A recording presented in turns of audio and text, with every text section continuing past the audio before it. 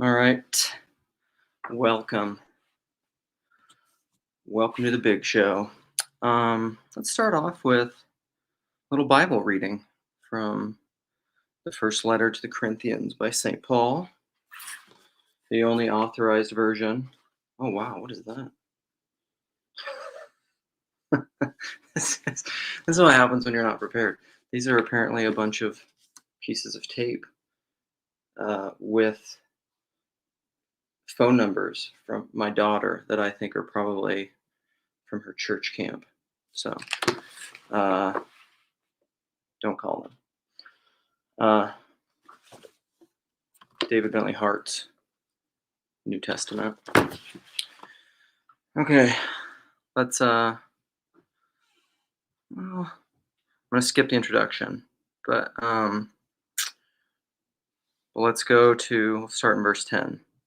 Now, brothers, I implore you by the name of Jesus Christ, the Anointed, that you all profess the same thing, and that there be no schisms among you, that you might be joined together in the same mind and of the same purpose. For concerning you, my brothers, it has been disclosed to me by Chloe's people that there are dissensions among you. Now I say this, that each of you says either I am of Paul, or I am of Apollos, or I am of Cephas, or I am of the Anointed. Is the Anointed portioned out? Was Paul crucified on your behalf? Or were you baptized in Paul's name? I give thanks that I baptized none of you except Crispus and Gaius, so that no one may say that you were baptized in my name. And I also baptized the household of Stephanas. Beyond that, I do not know if I baptized anyone else. For the Anointed gave me a mission not to baptize, but to proclaim the good tidings, not in sophisticated speech, lest the cross of the Anointed be made void. For the word of the cross is folly to those who are perishing, while to those who are being saved, it is God's power for us. For it has been written, I will bring ruin to the wisdom of the wise, and the cleverness of the clever I will thwart. Where is the wise man? Where is the scribe? Where is the dialectician of this age? Cool word. Has not God made foolish the wisdom of the cosmos? For since in God's wisdom the cosmos did not know God by wisdom, God thought it well to save the faithful by the foolishness of a proclamation. Since Judeans ask for signs while Greeks seek wisdom, and we proclaim the crucified Anointed One, both a stumbling block to Judeans and a folly to the Gentiles. But to those who are called, Judeans and Greeks alike, the Anointed One, God's power and God's wisdom. Because God's foolish thing is wiser than human beings, and God's weak thing stronger than human beings. For look at your vocation, that not many are wise according to the flesh, not many powerful, not many well-born. Rather, God chose the foolish things of the cosmos in order that he may shame the wise, and God chose the Greek things of the cosmos in order that he may shame the mighty, and God chose the low-born things of the cosmos, and the things treated as nothing, the things that have no being, in order that he might nullify the things that do have being, so that no flesh at all might boast before God. And you are in his Anointed One, Jesus, who for us became wisdom from God. Who for us became wisdom from God, uprightness and sanctification, and the fee for emancipation. So that, as has been written, let the one who boasts, boast in the Lord. And on coming to you, brothers, I came announcing God's testimony to you, not according to some preeminent discourse or wisdom. For I decided to know nothing among you, to know of nothing except, rote memory, to know of nothing except Jesus the Anointed and him crucified. And I came to be with you in frailty and in fear and in considerable trembling, and with my speech and my proclamation not in pervasive words of wisdom, but rather in a demonstration of spirit and of power, so that your faith might not be in men's wisdom, but rather in God's power. But we speak wisdom among the perfected, though not the wisdom of this age or of the age's archons who have been brought to nothing. Rather, we speak of God's wisdom in a mystery, which has been hidden away, which God has marked out in advance for our glory before the ages, which none of this age's archons knew. For had they known, they would not have crucified the Lord of glory. Rather, as has been written, things the eye has not seen, nor the ear has heard, and that have not risen up upon the heart of a human being, whatsoever God has prepared for those who love him. For God has given us revelation by the Spirit, for the Spirit searches all things, even the depths of God. For who knows the things of men except the man's spirit which is within him? So also no one has known the things of God except the Spirit of God. And we receive not the spirit of the cosmos, but rather the Spirit that is from God, so that we might know the things graciously given us by God. Which things we also speak, not in words taught from human wisdom, but rather in those taught by the Spirit, combining things spiritual, combining things spiritual with things spiritual. But a psychical man uh, does not receive the things of God's Spirit, for to him it is folly, and he is unable to know them, since they are discerned spiritually. But the spiritual man, moreover, discerns all things, yet is discerned by no one. For who has known the mind of the Lord? Who will give him instruction? And we have the mind of the anointed. All right, I'll cut it off there. He has a couple notes on the psychical man and the spiritual man. Um, and so he says, psychikos, here's the first appearance of an antithesis, crucial to Paul's larger argument, especially in chapter 15, between psychical life, which come from psyche, in Latin anima, hence also animate or animal life, and pneumatic or spiritual life, which is of a radically different nature.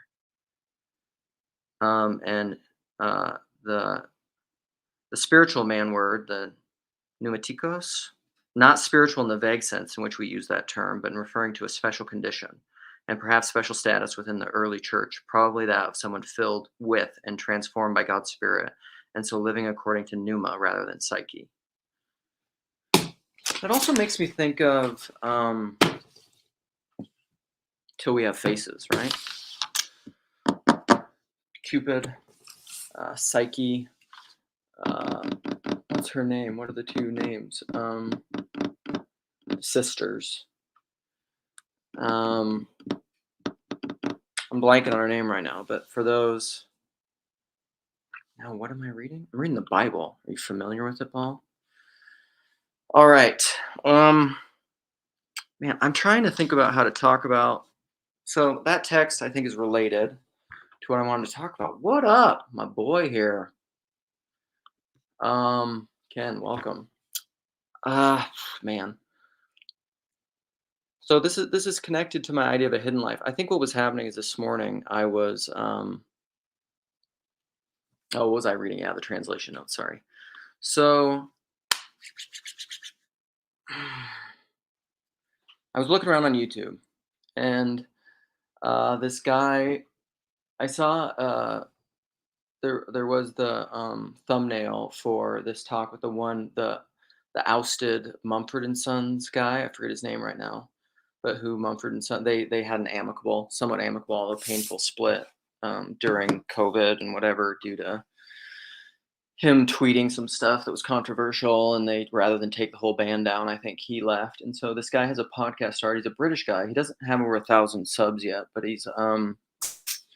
but it's heretics. He's trying to talk to heretics. And I mean, that's a recurrent thing that's kind of happening, right? Is they're heretics, right? We're trying to talk about heretics. We're trying to institutionalize or bring in the heretics. We're realizing we need the fringe. We need these fringe encounters in order to understand. Like, you can't understand the center without the fringe. To understand anything, you need the opposite. You need the pole. You need that's inverse. It's a very Hegelian idea. To predicate anything, that Todd McGowan thing I always like to reference, you're including what is not predicated. Light. To even predicate light, you include dark. So center includes fringe. It's just there indirectly, implicitly. However, that's not what I want to talk about. What I want to talk about is curating yourself, marketing yourself, having lighting. Like, do I need, right here, do I need lighting? Should I bathe before I do this? Should I comb my hair?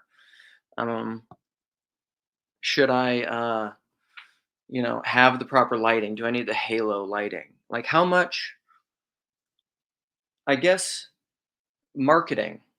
I put in the description notes of this marketing and the etymology of marketing. I just don't see this is, I guess, my problem. I'll try to be succinct. I don't see how that you can the medium is the message. And if you're trying to market yourself, how is that not an appeal to mammon? You know? You cannot serve God and mammon. God is uncontrollable, and when you market yourself, what are you trying to do? You're trying to control clicks. You're trying to control subscriptions. You're trying to control whatever. Um, I am and this isn't some kind of inverse trick marketing. I don't wanna do any of that. Like, and I've said this before, like, if all of a sudden I got a bunch of subscriptions, I would just probably, I don't know, bolt or stop doing this or whatever. This is kinda why I put a poll on my, YouTube channel if what did I say? Neil responded, uh, Nick Freerillian responded, um, and this is what I mean, like, I Paul made a comment on one of my videos the other day that wasn't a live stream on Grail Country or anything. I don't do a ton of them, but it was something like, "Man, there's a lot of comments for views." And I'm like, "Yeah, that's exactly how I want it." Um, I don't, I want high engagement with people that I know relationally, personally, in as much as this medium allows that I have a lot of context with to engage in conversation. I have very little interest in engagement with intellectuals or academics or people with platform, really, because I don't. I am I'm an anarchist. And part of my whole thing of anarchism is I don't. I'm dubious of scale. It's like the banks in 2008, too big to fail, too big to not fail. You can't the Dunbar number, your spread, it's kind of like your spread so thin, it's like butter spread too thinly over toast. What's that Tolkien line from Lord of the Rings of the Hobbit or something? Um, it's of no use, or it's like a homeopathic medicines, which what I don't know. I don't know what I think about all that, but it's like when you they're kind of trying to live in both worlds where they want to dilute the rose hip down to such a minute quantity that it could essentially have zero physiological efficacy in your body because it's basically not there. It's like a trace amount, so that it has no biological efficacy. But then they want to like do scientific studies on that. And that gets into placebo, nocebo. Nocebo. I'm not trying to like make a scientific argumentation. I'm just saying like relating that. I'm using that as an illustration for relational knowing. You can't. Um, this is part of my apologetic, I guess, for knowing people, knowing fewer people, and knowing them deeply. And it's part of the reason it's like I don't want to market. Like if you're clicking on my video. Uh, for the way that I look, or for the thumbnail, or whatever reason, I want you to I want you to click on my video because you love me, not because or you trust me, you like me, not so much that you like you want to commune with me, not so much that you're like getting something out of it. I don't want it to be transactional. Um, and I don't know how to because like I see some channels out there that I'm just like, I don't which gets at the question, like, what is the point of building a platform? Oh, I want to bring this in. Paul, you said this in your what do I do with that? I wrote it down. These are like my scribble notes. My wife always like will see these little things that I've written some random thing on. And every once in a while she'll just like gather what did I even do with that? She'll like gather them all up and like into a pile and then she'll just start reading them off. And she'll be like, do you still want this thing? with all of my random words on it. What did I do with it? But Paul, you said it in your video this morning. Dang, where did I run off, drag it off to? Okay, that's annoying. I'm gonna have to find it. You said at the beginning of your video, what was it? Now I gotta try to remember it. So crazy. Yeah, no, that's a good. What if branding is built to foster relationship? Well, this gets into intentions. Like I had an interaction with, uh, yeah, Neil about it, parku, on that thing. I don't know, intentions. Like I said, I think essentially like powers and principalities, uh, just, I mean, like read screw tape letters. Powers and principalities, like they view your intentions, and I think they just laugh their ass off as you have the best of intentions and you're just going straight toward hell. And this is why I don't know, like be careful the words you use. You start using them and then they start using you. Or uh, this is why I have this love-hate relationship with this medium. I'm just like, can you, to what degree is it possible? And I'm of two minds. I do not have one mind of this book of James. My eye is not one in regard to this online space. Do I Do I think this can foster true relationships? It feels like it does, and it feels like it has. I like a lot of you people. I love a lot of you people, even arguably. Cassidy, I like you. Ken's here. Who is this? Are you some AI egregore? What if branding is to help map? Um, yeah, maybe. And then what is the relationship with naming and framing? I think I think it's fine to name. I think it's fine to brand. It's fine to market perhaps, but you got to save the appearances. And I would argue that at scale and as a rule, it doesn't save the appearances. That's why we keep saying like, why do these things that we keep establishing end up doing the opposite of what we were trying to do? Any institution, the institution is set up to do this, and then all of a sudden it starts to do this. We start a government program to do this, and then all of a sudden it's doing the opposite. This is the whole Orwellian doublespeak thing. And you know I don't know. I really would like to. So Paul, no, okay, I remember what it was. I don't remember. It was at like 7:45 or something of this morning's video, I think. And you said something like some comment. You were reading some comment that said sometimes and this commenter asked, "What do you sometimes intentionally name and label things in a way that's like uh, abstruse, complicated, like just uh, garbly goop to most people that only the little corner people will even recognize it?" And you said, "Yeah, sometimes you do that." Um, and and you have a reason for doing that, and I think that's interesting, is because it it I think here's the thing: it automatically exclude people? Yes, but here's again, this is where I'll go to my doctrine of election and the biblical motif. Traditio Deformis, that David Bentley Hart article, and I think this is very true. If you follow the biblical motif of election, elect for what? Abel is elect, uh, Jacob is elect, Joseph is elect. Why are all these people elect? Why do we elect people in the Bible? For future inclusion. So I'm not opposed to election. Election's great. It's obviously there, but it's not election. It's not exclusivistic, absolute election to shut people out for an infinite quantity of time, because that's crazy talk. So, all right, I will put. I don't have a ton of time. I'm not gonna stay for a ton of time unless Sherry's gonna come in or something and take over.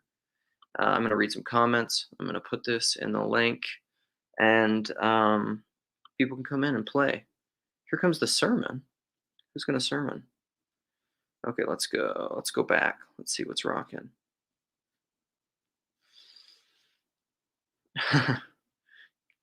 Notes on the Reformation Study Bible keeps you Protestant. Yep. I also have my. Is this my really beat up, handy style ESV Bible? This might be my one. No, it's not. I think I got rid of that one. That has like all my notes. My what up, PBK? Hey, Luke. I'm doing okay. Catching up on the comments. There's a lot of comments. Mine's been busy. You're this thing's taken off despite your although it's pretty much just the hardcore people in here. Yeah, which is fantastic. That's great. And also, it's mainly on Grail country. I don't want or need a following. I don't want or need a following, and neither do you. Kind of like almost to your whole channel and community has happened. Is it despite yourself, in spite of yourself?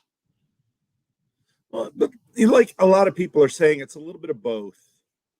You want enough, and you want the right people, Hmm. and you don't. I mean, because it's not an elitist thing. It's No. that, especially on YouTube, there's a lot of people that are just kind of mindlessly clicking, and they're not going to have a lot of interesting things to say. The people that tend to be in this live stream right now, or tend to be the hardcore, they're they're motivated, they've got things to say, they've got interesting ideas, and they're pretty all over the place. Yeah, we have. Well, and I mean, I like the people. Like, I love having Phlebas here. I like having Anselman here. We need to get, dude. Here, Hezi gets it. Be the real you. Long form leaves no room for masked people. I think that's true. Or, I mean, what do you think about that, Paul? Do you think you can maintain a mask in long form if you only if you're a true, really gifted psychopath? There are masks. There are masks below masks. I mean, to play a part is to wear a mask. I mean, even as a pastor, there are times when, I mean, every time somebody goes up on stage, starts to break down in tears because something means something, but has to pull it together, they have to bring up a mask to try to perform. So it's Dude, unless they let it roll. So do you don't you probably don't follow the UFC at all, but do you know who Theo Vaughn is because he Vervaeke was spoke on with him. there. So there's this UFC fighter who's the current what is it, welterweight champion, whose name is Sean Strickland, who's this guy who just grew up very, and he would say this, he grew up very white trash, like he had a hard upbringing, was like abused, and he is like, I don't think he ever graduated high school. I don't think he graduated eighth grade. But he has this long conversation with Theo Vaughn where I can attract in those circles. And I heard before what came out that he was, there's all this drama that they use for marketing the UFC of like these guys mad at each other. And, uh, and he broke down on this Theo Vaughn thing. There's a clip, I can send it to you, where like he couldn't speak. And there's this part where him and Theo Vaughn are sitting there, and Theo Vaughn's really into therapy and talking about this stuff and working out his thing kind of live on air. And they sit there where like Sean Strickland is just like crying, he can't speak. And Theo is like trying to mediate it, trying to do stuff. And then eventually, because he's been through AA and all that stuff, and he's an addict, and he just says, it's okay, we don't have to talk. We can just sit here. And it's like a true, it's the kind of thing that you'd never, it came out or it came out before it was released. It was talked about whether or not they were actually going to release it. And Sean Strickland's like, no, that's cool. We can just release it. It is what it is, you know? But that kind of thing, like that's what I'm talking about. Yes, yes, eventually you could see the mask go back up a little bit so that he could function. He's not going to just sit there and cry for a half hour as he works out his childhood trauma, But I don't know. It's awesome. I loved it. I would Morning, agree. Hezzy. Good morning, all. Good morning, Cassidy. First off, Luke, just by the fact of, again, it's all relative, but the amount of people watching over the last few weeks that you've been doing this shows that people are into authenticity, right? Because you are constantly searching, and the stream starts off with Luke's exploration, and people want to be along for the ride because they feel that it's genuine. They feel that you're actually searching, and like who said this? I forgot. Maybe it was Dolly. She mentioned how she, after she listens to you for a while, like she starts recognizing the pattern, the words start making sense. So first off, so kudos to you, and keep on keeping on. With regards to what you're thinking about the mask slipping, so I agree with Paul that there's layers of masks. And having said that, like a 3-hour or a 2-hour long form conversation, like you were talking about with Theo Vaughn, he's a tough guy. He's not interested, I think, with people seeing him cry necessarily, but it was genuine. And I think Theo Vaughn, totally really handled that situation well by allowing it, like letting him sit in it and just being there and not pushing back or digging deep and just letting that be an authentic moment. And that's also allowing for that kind of space. Like Lex Friedman is a robot. You know what I mean? I don't know. I don't know if he knows really how to engage in such a, or just say like, oh, it's all about peace and love. Here, this guy is telling you that he wants to kill people. You know what I mean? He was sitting there and said like, I want to murder people. You talking about Sean Strickland? Yeah, I'm talking about Sean Strickland. Yet we're looking at him and being like, man, like we totally don't judge him for that though. Seeing it in that context, and that is showing someone genuine and saying something that on paper would be very disturbing. Why am I watching someone say that he wants to murder someone? But then totally recognizing and understanding the urge, and understanding how how complicated and complex people could be.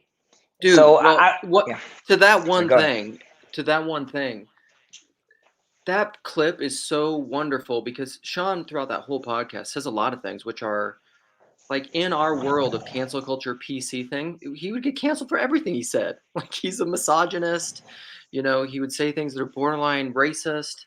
He's saying lots of things that are really troubling, but he also has this really hard, you can't say that he hasn't had like a very hard life. Like, I mean, this guy is the opposite of privileged. But he's so wounded. Like he says he says also in that podcast, the first time he ever had a positive feeling in his life of whatsoever was his first time training, where he walks out of training and he's just like beat to shit, bleeding all over. And he said he felt for the first time in his life joy. Like, do you know how damaged that guy is? When he's saying, and he's worked through a lot of this stuff, but when he's saying he wants to kill someone, he hurts so badly. He has to get it out. But here's the thing is he doesn't. So you just see such a palpable tension in the guy.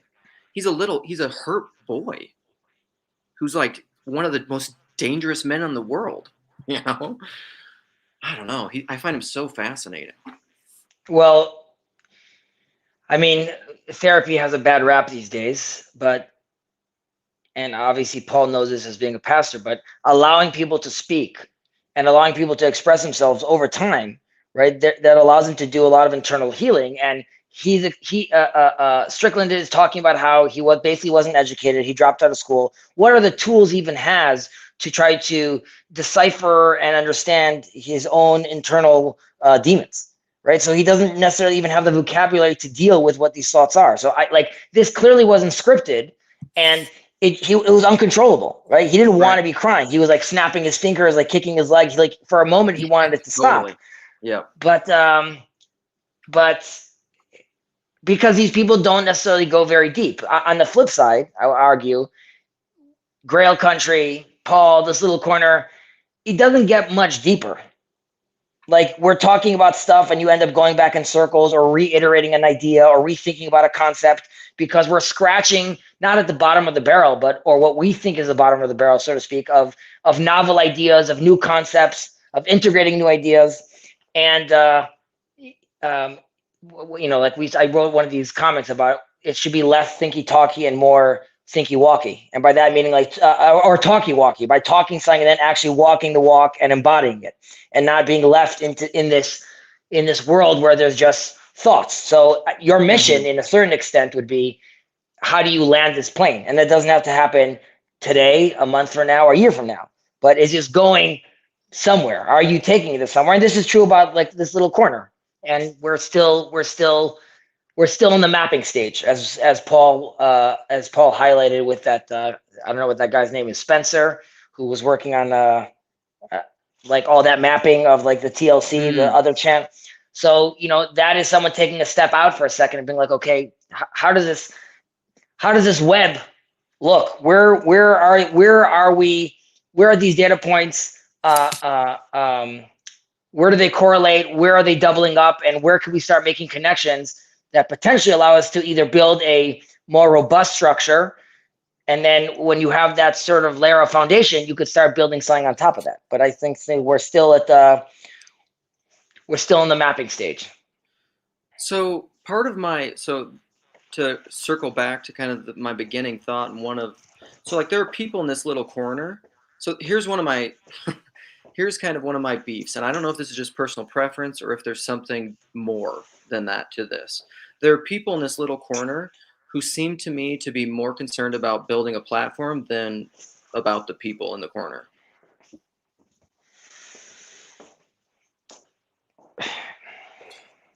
I hear what you're saying. It's hard for me to see that just because of the nature of this little corner. There's not like there aren't, I mean, aside from Grim Grizz, who does his branding, it's not like you have people over here. At least I don't hear like a Patreon conversation. I don't hear a lot of like and subscribe conversations, like, talk, or people are sort of hungry for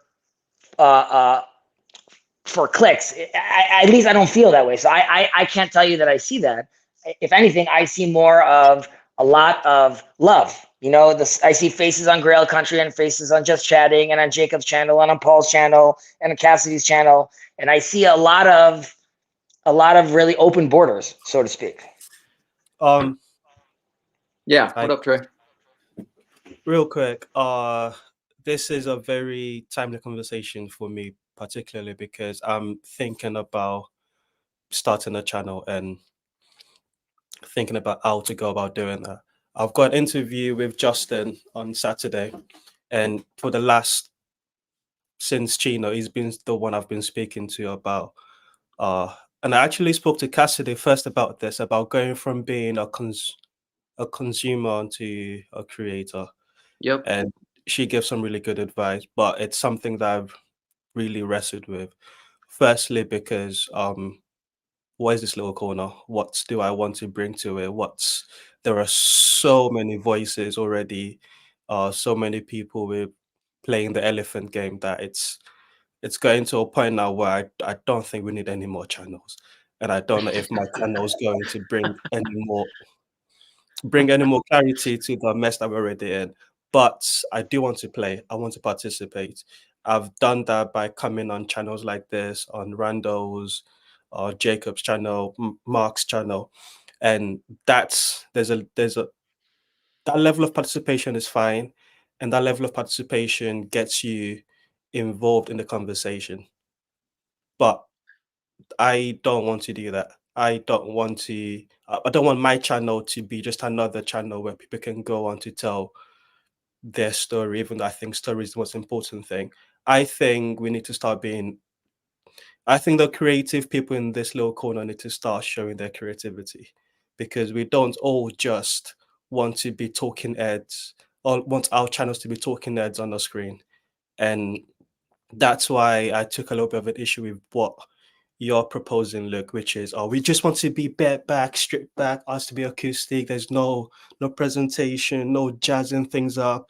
It's like, no, please, someone jazz things up, because I'm tired of looking at just heads on the screen, please. That's the artist in you, Teo. And I struggle with the same thing, because, I'm a filmmaker. I'm trained at it. I understand what a camera can do and what these different techniques that have been built through this experiment of filmmaking, which is actually a very young art form, can do to change the perception of things. And because that, it almost makes it harder to understand how do you participate in YouTube, where basically everybody is greenlighting their own projects with no gatekeepers.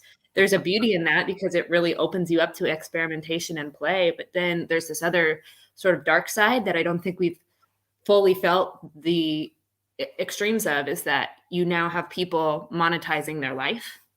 You see this most specifically with like vloggers or like family YouTube channels, where all of a sudden every moment with your kid becomes a potential piece of content. And I think a lot of people frame that. It's like, I'm helping people. I can connect with people. We don't have people who are helping us, connect to what it is to be like a mother or a father in a modern age. And I could be a good example of that. But now all of a sudden you've corrupted this thing that is so precious. And I think why I'm interested in that sort of phenomenon is that I think it's very, that same stream lies within what we do here, because we rely so much on vulnerable currency and personal stories that all of a sudden it's like my lived experience becomes content or fodder for people. And like, how do we engage with that well? Oh, I'm sorry, honey. I don't know. I struggle with that too. But yeah, I think the answer is in beauty somewhere, but that might be the artist in me too. Yeah, I'm wondering what McMo is saying, art over content, and good conversation is art. So then what is art? Because, and part of this is just maybe my personality. Like I'm an Enneagram 4. I like things that doesn't translate easily. You know, I like Terrence Malick. I love Terrence Malick films. Like those are not Marvel. You know, like those don't appeal to a lot of people. Like most people would never. I've made my favorite movie, Tree of Life. I've made a lot of people watch it or ask them to, and then they say, "Why did you make me waste 2 hours of my life?" And I have no idea what that was about. And I'm like, I don't know, like that changed my life because it changed my life. So I don't know. That's probably part of my thing. Is I feel like if I make myself easily appealing, then I'm not saving the appearances. You're just liking the presentation. You don't like me. But you can be intentional with the presentation. The presentation can lead to be a way that opens you up differently to someone else. So I don't know. When Chad, it doesn't do it as often anymore. It does the news, like a news catch up of the corner, and I think that was one of the best thing in this corner, because through that you can see Chad's sense of humor. You can see the things he's paying attention to, and it's fun. It's funny. Yeah. Well, and maybe to your point. So this is I'm hearing my own inner critic now because you say that is. So like my wife has no interest in any of this stuff. Like it was hilarious the other day because I was recording this longer audio message for a bunch of friends and just like riffing off all these different things that I say. And at some point in there, like I said, Sky Daddy, and Jen and my wife laughed. And then, and then afterwards, I was just like, I was interacting with her and she's like, the only thing I heard was Sky Daddy. That was the only thing she heard. But to your point about Chad, like she hears me talking about a lot of this stuff and she has no interest in any of it, but like she would totally hang out and meet with Chad in real life because she saw his Dance Monkey video and she thought it was funny, you know? So Luke, I don't know. I'm thinking about something Tayo said about, the challenges of opening up, starting a new channel, and becoming a creator. I mentioned this in a previous comment, but I want to try to go with this for a second. With Eve and Adam, we just have created people, but they're not creators yet until they have Cain, right? Which then upgrades them to this level of creator. And then there's like another sense of responsibility. Like we see one of the reasons for the fall is a lack of communication between Adam and Eve. And then we see with Cain and Abel, we see they're working, there's brothership, right? They're trying to talk to each other, but again, there's a fail. And that continues all the way till the story of Joseph with his brothers, which ends with the fact that even his brothers that hated him, ultimately at the end of the day, because of proper communication at the end, there's love. And we managed to move forward and then start basically the book of Exodus and start our history. My point being is that these presentations and Tayo starting a channel in a certain sense, obviously is very different, and Cassidy, take no offense to this, but like having a child or bringing something into this world requires responsibility. And you don't want to be just letting loose something that makes no sense or doesn't know. You have to teach it how to walk and teach it how to speak and speak properly. But that is, if done properly, you are creating another avenue of proper communication. And I think a lot of what we see in this little corner, which is very healthy, is how different views, different ideas, different people globally can still interact and talk and understand each other. And we see that in leadership around the world, politically speaking, and even in the culture, there's a complete breakdown of communication and of people understanding each other. And you were talking about this about your daughter, even the use of the term literally, right? Like now in the dictionary, literally means figuratively, right? So we're living in a topsy-turvy kind of world. And I think there are many people that are looking out there to see how proper communication happens. How do you disagree? How do you make room for the other person? So to Tayo's point, I'm with you that you want to see more creativity, and it's not you don't want to just see talking heads, but there's something about the phenomenon of, for the last few years, there's been these talking heads, and the drama, relatively speaking, has been kept pretty low, and the communication and love between people has grown, and there's events going on over here. So that is a model that many people should be sought after. Because don't you think the talking head phenomenon is like the politics, where it's just like trying to win, trying to score points? Like that is the Mammon game. Whereas these long form conversations are not the talking head thing. It's the opposite of that. I'm not trying to win. And I just want to say, I'm not anti the long form. I do the long form because I think there is beauty in it. And I purposely choose not to do high quality equipment, because the minute you put in a light and a high quality camera, it changes the dynamic of how you're going to talk to someone. Like there's just parts of that. And so for me, beauty is not just creative excellence. There's something more. But yeah, it's sort of, you're always having to invest in these things, like what that means and what that looks like, and what's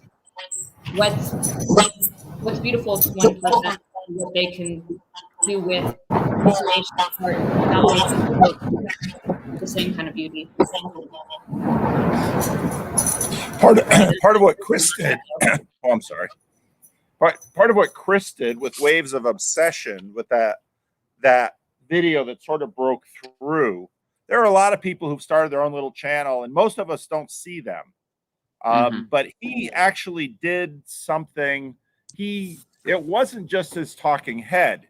You know, he did edit. He did bring other things in, and so I think that's sort of my middle ground with Tayo here. That he did something creative rather than just another YouTube monologue, and so I think that was part of the reason that moment sort of whooshed on us, because he had sort of, you know, we hadn't seen him before, but he clearly had watched a lot of Grizz, had watched a lot of me, had watched a lot of us.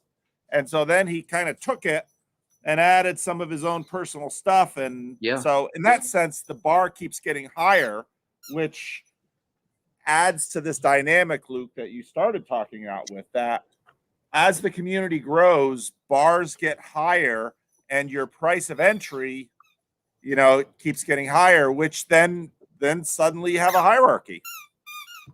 Yeah. Well, and I was going to say this. So 2 things. Do you know who this person is? Have you seen this pop up in your YouTube yet? This guy?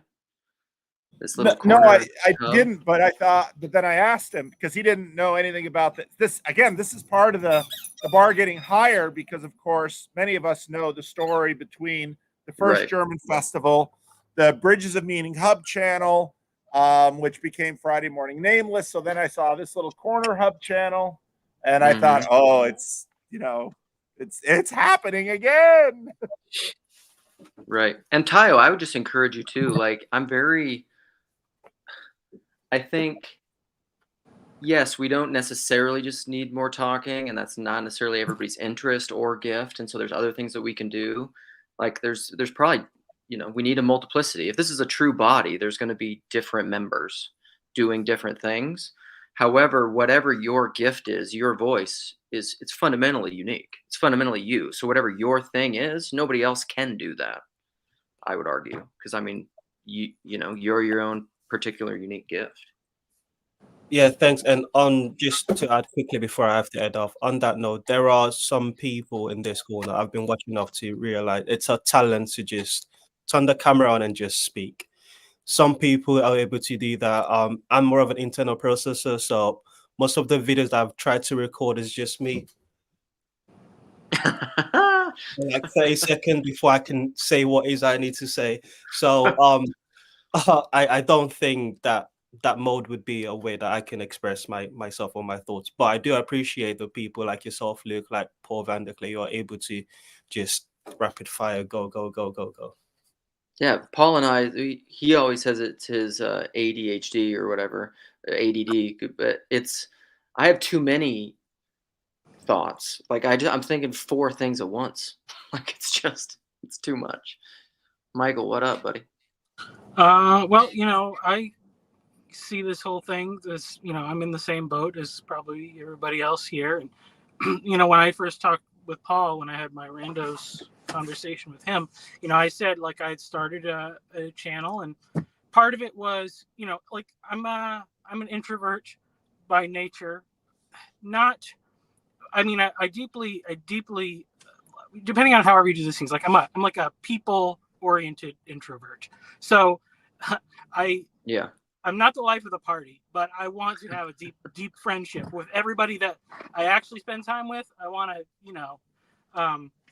and so some of it is like a scary thing, because, like, yeah, the first time, like, going up there and, like, putting stuff out there is awkward, just talking in front of a camera, and a lot of this stuff, it was like, I started off basically. I looked at, like, how everybody was doing stuff, and I didn't know the first thing about doing this, but I'm like, okay, I'm pretty good at, like, figuring out how to do stuff. So I'll try to, like, make stuff that's a little more polished or thoughtful.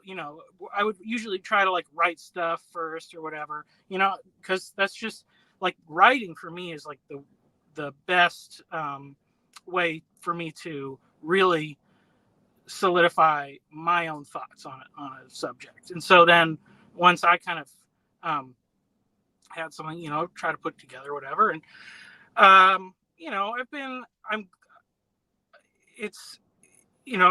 gonna lie, I would like to have more comments and I would like to have more comments than views, because that's what I want. I want more real engagement. I'm super happy that I've gotten to know some people and, like, make some real friends, and, like, like the people that, like, I'm having, if I'm having a real phone conversation with somebody that's not on the internet, then it's like, well, that's real friendship to me. At least that's that's the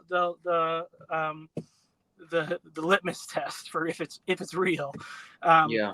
And unfortunately, I'm not super nearby a lot of other people. I've had one guy who came and visited, and he was thinking about moving here, and he actually ended up moving to Austin, but, like, him and his wife came over and had dinner, and that was really cool. So, like, that is all the stuff I want. Actually, I tell my wife is, because she's super extroverted, and so I just say, because she always has these other women that she wants to hang out with, and she's always like, I want you to be friends with my friend's husband. I'm like, okay, I have a YouTube channel. If they will watch my YouTube videos, we can be friends. That's like because I don't want to talk about golf, and I don't want to talk about college football, and I don't want to talk about whatever the guys that wear polo shirts and sit in an office do for work, because I can't relate to that at all. So unless if they like playing music, building stuff, or reading, C.S. Lewis sci-fi books and other weird stuff, like, it's going to be a boring conversation for me, So, but I mean, I also think just, like, some of this was, like, I feel like God's calling me to do this thing. And I think that the valuable thing of this is putting my weaknesses, my failures, and my mistakes are some of the most valuable things that God can use to reach other people. And so I'm grateful that this kind of corner environment is more, open to forefronting those things. Sometimes it's weird because my mom just always wants to pay attention to what I'm doing. So I don't know, which I'm a little uncomfortable with. But honestly, if you dig deep in my channel, there's some pretty straightforward and personal stuff. And I know that I'm not the only person that deals with that stuff. So it's like, I kind of feel like we have this thing where everybody grew up in a family that they thought was normal, and it was actually super weird and had all sorts of unhealthy stuff. But we don't talk about it as a society, so everybody just goes around assuming everybody else is normal and not weird. And the kind of thing that's good about like what's happening on the internet is like that people are figuring this stuff out. Like all the weird discourse about like people trying to figure out how to like find a marriage partner and stuff is like so weird. And it's like, but it's necessary because we don't have church mixers, or you don't have the girl from the farm down the road or whatever. Like we don't have that stuff, so we got to do new stuff, and the only way it's going to address the problems is for people to spill it out. So but I think there is like, I don't know, there is that Paul's talked about it. Like you can't just always do the sucky laptop camera video. Like if you keep doing it, like it's like natural. this. It's natural to want to get a little better at it or whatever, So I tell you what, if I tell my wife that I need to buy a new laptop with a better and like a new camera and one of those round things, and need to make myself pretty, she's gonna just be like, "This is out of control. This is already out of control. This is really out of control." You need a second camera for push-up view. What you need, sir. No. I mean, I'm sorry, Cassie. no, go ahead. It's the first thing is that TLC Hub guy. I hate him already. I'm positive they didn't contact anybody about stealing the image that was given to me as branding. No. And like, you can't come on as a nobody and like, hey, I'm this now. You gotta like run it by people. I'm gonna do this, guys. Who do you have to run it by? Fountains of Comfort? Just let us know. I mean, it's just like it could be an agent, That's what I was wondering. I'm just like, who is this? What is going on? Yeah, see, if we don't know who you are, how are you? What? No, how is that possible? But it's, I'm forgiving.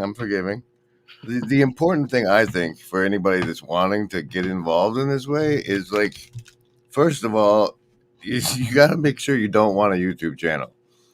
You don't. It's like I'm gonna start a YouTube channel and I'm gonna get monetized and it's gonna be huge. It's who are you doing it for? Who are you serving when when I got going, it was because there was all these people watching Pastor Paul, and it was like those people need to see each other, and it's like, I don't know, it's the motives for doing it and why you're doing it's important, but who do you think you're helping? It's like, I just want to play is one thing. But if you just want to play, you can do it here. You can throw your ideas in these. I don't know. It's an exciting and terrifying time because a lot of people are gonna like. There's a lot of ego wounding is gonna happen with all this encouragement that won't happen out lately. That won't happen with people like me and Chad. So I decided that I have to be the counterballast to this get started and play thing. However, if you're on the Broken Clock Tower Discord, if somebody could take over the Reaper Harvest for me, that'd be great, because that's the beholder function of like.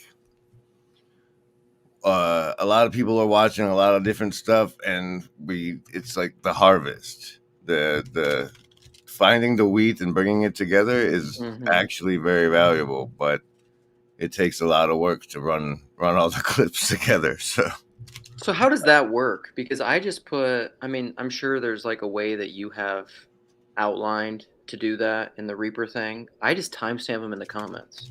Well, then somebody has to go and actually make the clips. There's actually a clip button on your phones to if you want to grab it. I do that occasionally too when I want to just And immediately send it. once they added that feature, there's this section called the clip stream. So it's like if you're watching a video and there's like one really good thing, you can grab it and throw it in the clip stream. And then ideally, if it's an awesome video with like 8 or 9 different things, we don't want to see 8 different things in the clip stream from that video. That's more of a you take it to the side and throw it on the loom and run them together as a different project. The clip stream is supposed to be like snippets of the good stuff, but not a distillate, which I don't know. It's complicated. Oh, there you go, Graham. Chad knows who this TLC hub person Well, so is. long as they ran it by the Pope, it's fine, I guess. Okay. I mean, I think there are a couple problems with all of this. I mean, the first idea of like just let people play, I love that idea, except that when you're playing in this world, it comes at a cost or a potential cost, and that cost could be more than people bargain for, especially the way that some people use this platform. And that doesn't mean people shouldn't do it, but there's definitely, I think, some things to wrestle with and what we do when we put this stuff on the internet. Are you talking like employment? Well, I just mean with There's some of lots the of different things costs. like what people have tried to do to some of these channels who go out and try to play and have conversations. There's reputation destruction. There are things that happen. And luckily, I don't think many people in this corner have gotten too scathed by that. But people do get scathed by that. And when you're just playing around and you don't have something built to help you sustain it, it can hurt a lot more than if you're thinking of it as some sort of business. But the problem with the business part is that it definitely becomes commercialized. And then there's all of these pitfalls that can come with that. But then the other end, you see the people who are taking this like a business. And I don't know about all of you, but I personally don't think they're putting out as much value as maybe some of the people in this corner who are choosing not to do that. And that's kind of discouraging because that's what gets forefronted as popular. And it has damaging effects. And you'd like to see something else different, but there's not an easy answer to like how to figure out all of those things. And so you wrestle with those questions of how to make this sustainable. And whether it should be sustainable or not, I don't know. But these are the questions I ask myself a lot of the time. And like, I do not want to be the one that blows up, but I would love to see someone who's doing something like Paul, for instance. I would love to see him get more success because I think he's doing things that are a lot more valuable than maybe some of the other people who get really big platforms. But yeah, well, and he's modeling it well too. And I would trust Paul with the success because he doesn't want it. It's one of those things. The way I think about your number one, like the costs, I'm just like, what is number? Well, I mean, No. She's not mistaken at all, and you're been spared. I think that if you haven't encountered it yet, the but cost. like just dropping a link in a live stream. This is the internet. There are a lot of mentally ill people here, and if you have something to lose, you might think twice before starting. It's a lot easier to start when you have nothing to lose. Because I mean, like, or if you're Canary Protocol, and even not mentally ill people who feel like they have a moral obligation to stand against something that they think is abhorrently evil, but they don't have the whole story. Like they can do a lot to destroy people's reputations. And thankfully, I haven't seen anything too terrible in this corner, but I've seen things in other places that, yeah, it's a really difficult thing to deal with. And I think a lot of people go into it thinking, I just want to have interesting conversations, and they stumble into it. And it's difficult. It's difficult when you face it. And I hope no one does. Like, I want to make a place where it's easier to have those conversations and be able to play, but it can come and it's not fun.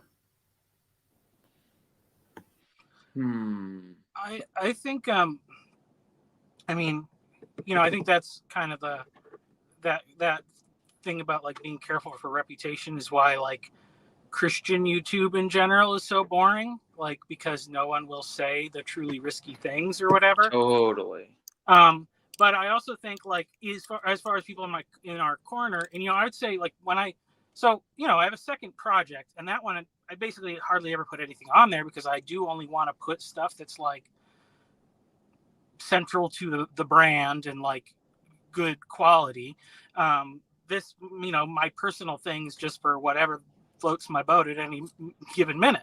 But a big part of, where I started off, and I think I see Pete with his strange theology channel. I think he's doing a really good job. I think there's a really big need to bridge some of that gap between like what's going on here and Christian YouTube, because I think there is like in like evangelical Christianity, as much as many people in our corner have like come out of that because of bad experiences, it's still a huge and mostly well-functioning like worldview creating machine. And there's a lot of people that can go in there and live their life in a modernist / postmodernist frame, and it does all the things that it needs to do. But but eventually it will become like unrecognizable to the outside world or whatever. And I think that what they have as strengths is really, obviously they're designed to be welcoming and friendly to newcomers, and their facilities and stuff. Like, I don't think there's an Orthodox church that's going to be hosting a seminar or a meetup in their sanctuary and letting us just talk about whatever we want in there, but you can do that in an evangelical church. It's just a multifunctional box for the most part, and so I think that, because that was kind of the thing that I saw, like, and everybody is being affected to this to some degree, like, because the algorithms are having an effect. Because I go to a men's Bible study at my church every week, and everybody in that group is, like, going on YouTube, and maybe they are watching the preachers and the teachers that they feel comfortable with, but that algorithm has some stuff that's suggesting that's a little bit weirder and a little bit more on the fringe, and so eventually it gets there. So I think that is kind of like where that but most people in that like Christian YouTube space content the way that people like in this corner do. It's just like we're antithetical to what YouTube wants, and it's important to remember that, I think, because what YouTube wants is you sitting by yourself adding view time to one video. It's one of like, and then it's like, oh, you like this one, so maybe Bob will like it, and I can have 6 people watching the same video not talking to each other. Yeah. Because the atomization and the isolation is what cults want, and because the cults want people that are easy to manipulate, and the easiest people to manipulate are the isolated. So what we're actually doing is sort of working against them. Well, and I do think too, like, as far as Luke's concerned with like the Mammon thing, I think, I don't know, we're imperfect people. We, I think the impulse for like Christians or whatever to do everything like in the most pure way possible is unproductive a lot of time, or it's a stumbling block to get people from doing something. And if you look at, tricked that way by the principalities. Well, I think, if you look at that parable that Jesus tells in Luke 16, so really great. I know Paul's mentioned like Luke 15, prodigal son, whatever, the 2 sons, and Kenneth Bailey, like basically there's another book that just came out. It's called The Surprising Genius of Jesus. It's awesome.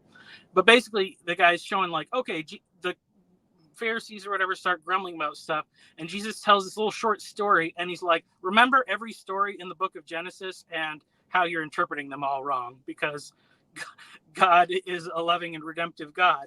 And then he turns around to his disciples and he tells the thing about the shrewd manager who's like canceling the debts and stuff, and he's like, use money to win friends, and then you can like, you know, convert them to the kingdom. So I think that there is this weird, like, it's very it feels dirty to us, like, to have this like mercenary kind of approach to technology or tools or money or whatever. But if we can see them for what they are, and it's the thing and not the evil spirit behind the thing, then we should use it for as much good as we can. And we may not do it perfectly, you know, like, because that's the thing. It's like, hey, I would really love the ego boost of having like my channel take off or whatever, but I'm glad that it's not happening, because it would probably be bad for me personally. But, you know, if no one ever comments on my stuff anymore, I probably would just stop doing anything, you know? So there's a give and a take. Yeah, I mean, there's not an easy answer, right? Because in order to create anything, you have to be willing to be imperfect in it. You know, I think with the idea space, there's more risk than, say, you know, you make videos about, you know, a certain type of culture or food or fashion or whatever. There's just a different risk to it. And I think you should count those costs before you go in. But I mean, I wouldn't have created if I didn't think there was a worthwhile risk to it. I do think there's probably questions we need to be asking on how do we get better at making a community to support each other in these kind of efforts, so that we can together not fall into the pitfalls of what the appeal of fame, fortune, and views can do. Because, you know, it doesn't matter what kind of person you are, even if that terrifies you, there's those things can change you. And there's certainly an appeal to those things. I think we're lying if we don't say that there is a piece of that, because you don't create something and hope that the only people who sees it is your grandma and your mom. I mean, especially if you put a lot of like time, effort, money into it. But yeah, there's definitely a sort of there's sort of a piece of that becomes tricky when the ability to get fame and potentially money from this thing, it has the ability to corrupt. And no one's ever going to handle that perfectly, but I think there's a lot of creators who don't think about that well. Like I've been listening to a lot of interviews with Mr. Beast, and he talks about how he wants to be the best YouTuber ever and make the best YouTube videos ever. And like, he certainly created a formula to dominate the platform. But my question is, does that equal best? Yeah, what is success? Yeah. It's being of service to the platform. Because as long as he's doing that, YouTube is happy to help. Well, in some ways, in his mind, it's in service to the audience, because he's giving his audience what they want to see. But again, there's that question of, is that best? There's a lot of dangers that come with that. Now, he could be creating a lot worse things than he does, but there's whole complications with the things that he creates, and upsides and downsides to those things. But yeah, that question I thought was interesting. Well, what is best? Because I don't think the best videos that, or I don't think the most popular videos that get a lot of views are the best form of like idea exploration. I think sometimes they promote kind of toxic participation that break down relationship, and sure. that's tricky. That's difficult to like face that reality, and it's more difficult to face the reality that I am not immune to falling into that same trap. I think, I don't know, personally, I would say if anybody considers himself as part of the corner, is expecting anything as far as fame and money, that they need to put the crack pipe down and reconsider. Because I mean, you could call Paul the king of the corner if you want, and he's at like 25K.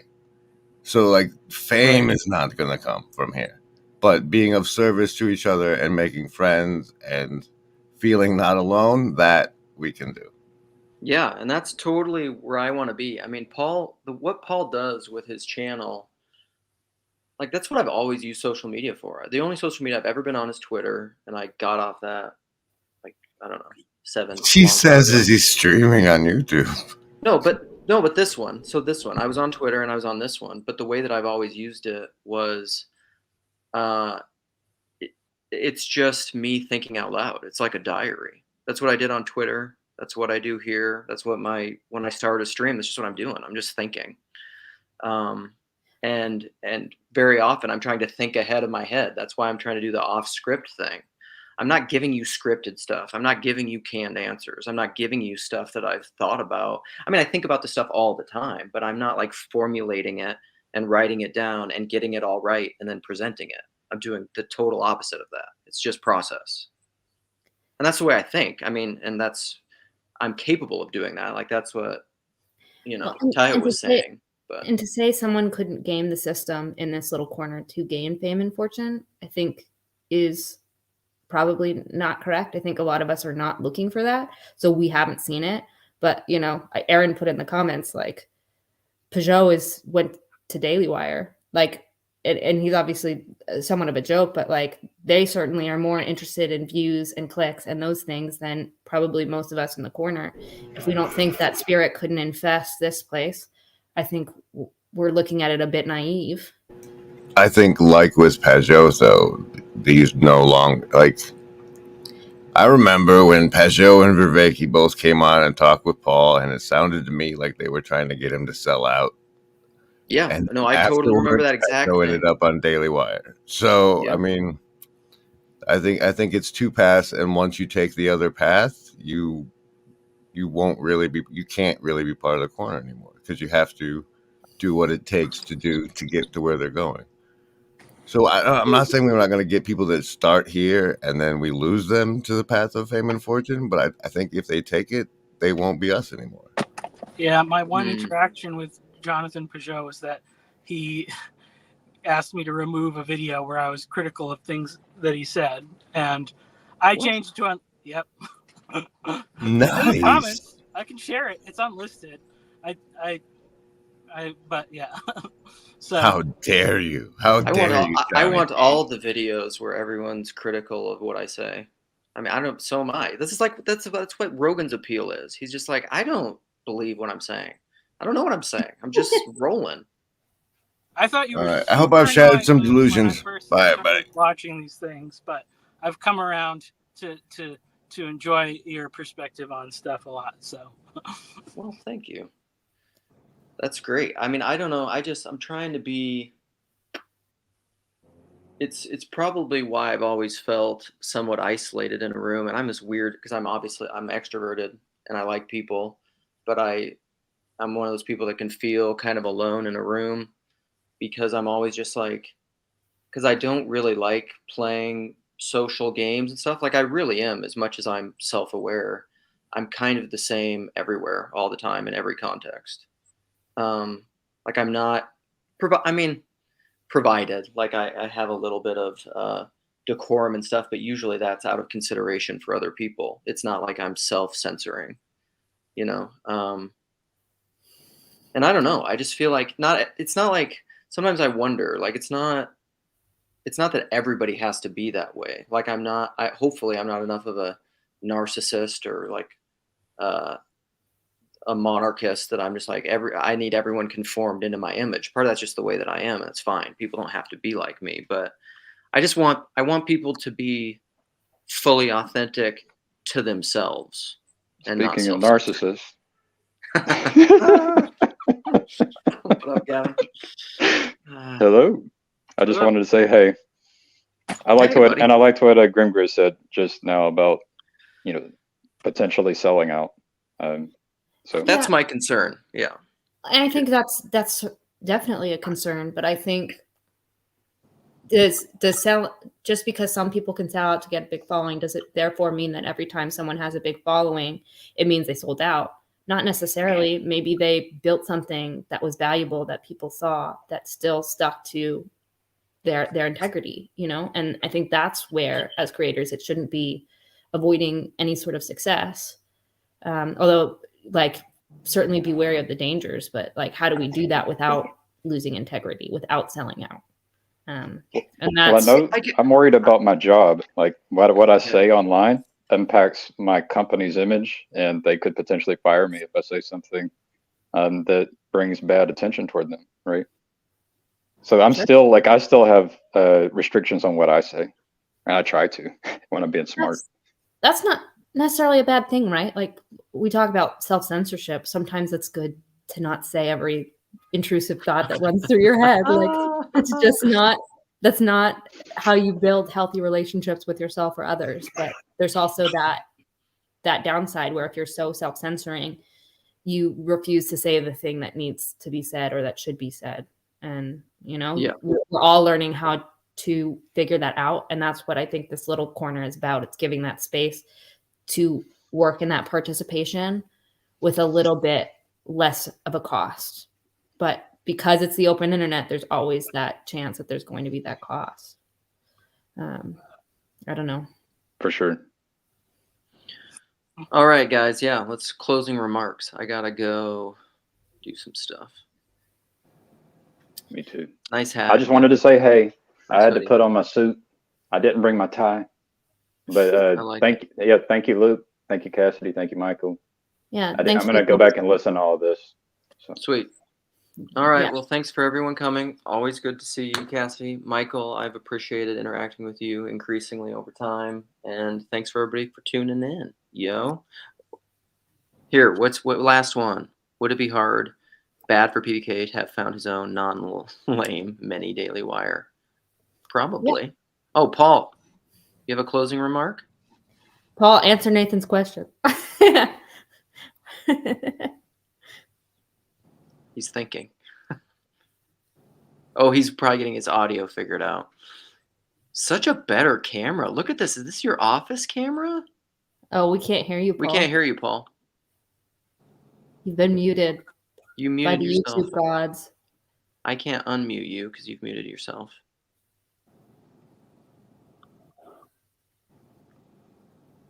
There's nothing I can do. Okay. There Can you hear me now? Yes. Okay. Good. I moved. Anyway, look at this. I am losing authenticity as I improve. And Luke, the king of authenticity, says this is much better. There are the tensions. They're right there. I can see you better. But yeah, I mean, you probably get better clicks with better cameras, better lighting, huh? Well, actually, I just moved the camera and put it right over my monitor, so it looks like I'm looking at you. Yeah, I mean, and that's Cassidy's point about these tools. We're still using these tools. There's no getting around these tools. Yeah, new Christian. He's got that worship pastor microphone set up. He knows what he's doing. That's the hot ticket on his videos. Hourly wire. All will be the hourly wire. I can put out more content than Daily Wire all by myself. Probably. I think you do, Paul. If you break it all down. But we'll have our own Daily Wire. No, these thoughts. I mean, what you guys are. I was listening as I was driving over here, and no, these are really important conversations because. I mean, it's interesting to listen to Grizz talk about this because, well, you know, on one hand, nobody does more branding and more self-promotion, and you know, nobody worked harder at getting monetized than poor Grizz. and part of it is once this becomes your main sustenance. I mean, that's a big piece of this too. And I have a degree. You know, I'm super interested in what Jonathan wanted you to take down, Michael. I'm going to talk to Jonathan in a half hour. But this stuff is so fraught. And you can see, I think, all of the tensions. So I'm preaching now in beginning of Mark, and all of these tensions are in Jesus' Galilean ministry. Because, you know, who is Jesus? What should he do? And he's got these mobs of crowds following him, and he heals a leper and says, now don't tell anybody. Mm-hmm. And of course the guy goes and tells everybody. And so is Jesus saying not tell anybody a super slick marketing thing? Is it self-effacing. I mean, and part of what I'm getting out of the Gospel of Mark right now is that I really think this is, like Bauckham says, this is eyewitness accounts. And like in last week's sermon, at one point, the leper says to Jesus, if you are willing, you can heal me. And Jesus is indignant. And none of the commenters know what that means. And I think it's there because Peter was standing next to him, saw Jesus' face, remembered the face, wrote it down, didn't write it down, but it got all along the way. And nobody knows why Jesus is indignant. And so, this is all so beyond us. I really love the conversation this morning. I think it was a super helpful conversation for me because I deal with, if I think 2024 is going to be sort of the year that we see what happens with living stones. And then I'm going to have a crisis because right now, while I get some money from the membership thing, I mean, that's been sort of the most stable form of income from this YouTube thing for me. And I'm really glad we started it, not just because of money, but because now I can do a live stream with Laura and she can talk unfiltered. And as Luke said in the comments, the best stuff in my channel is like listening to Laura unfiltered. She's good. She's good. I just appreciated your guys's. There were so many masculine, feminine anathemas in there. I was like, oh, I see why this is not put out in public. It's fantastic. But so one of the things that I've wrestled with is it's Jesus' seamless garment that the centurions cast lots over because it was the one thing that Jesus owned that they said, oh, we don't want to rip this up and use it for rags. And I thought you said it beautiful, Michael, with Luke 16, right after Luke 15. There's Luke 16. And it's like, gosh, Jesus just nails this stuff. And we're always just struggling to keep up. So how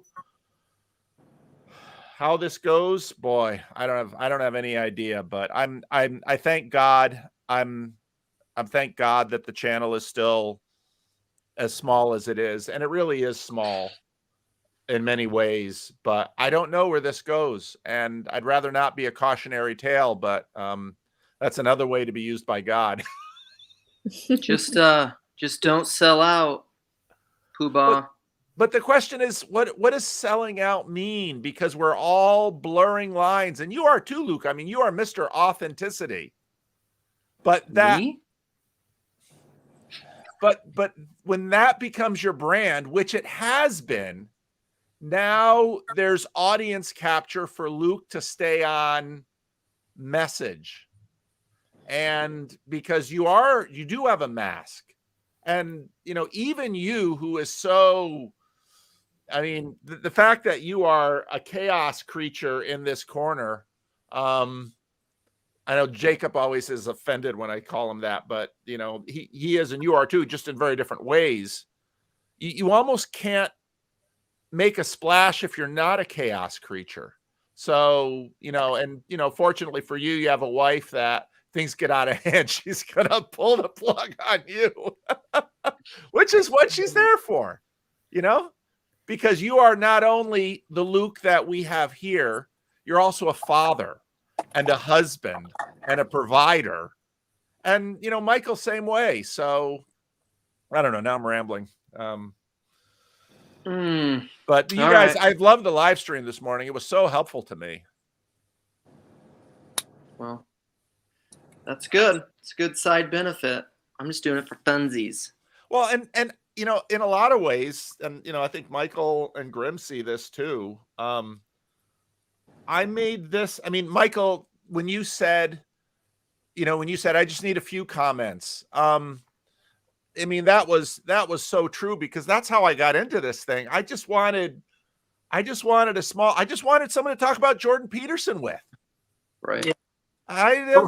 I want to know I'm not crazy. I'm not the only one that thinks this way. And I only need a handful of people to help me know I'm not crazy. I don't need 1,000. And so, but then all of this happens, and it's like, okay, Lord, I'll go along, I guess. You know, we'll see where it goes, and hopefully it doesn't destroy my soul or hurt my family. I mean, again, I'm serious. At 2000, I thought seriously about shutting this whole thing down because I thought, do I need this?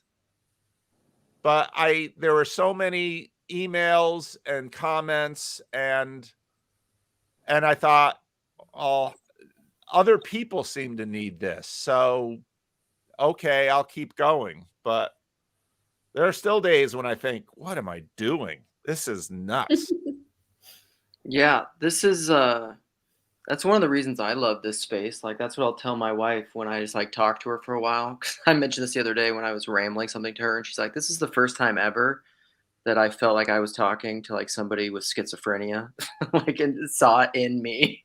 And I was just like, there are people who like think what I have to say is valuable and like helps them. There are those people out there. No, Well, and that's you powerful are, drug. Luke. And part of what's made this corner beautiful is you might have to deal with somebody there, Luke. It's ironically on Grail Country. I don't know.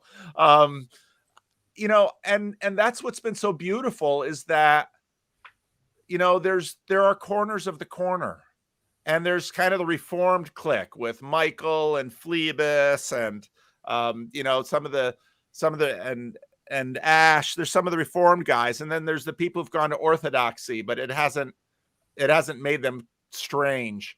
Yes, too strange. And there's the anarchist corner. There's all of these corners, and to me, that's what's made it beautiful. One body, many members, and we're not cutting off members. I like it. All right. Thanks for playing, friends. I'm gonna shut her down. All right. Thank you, Luke. Thanks, Luke.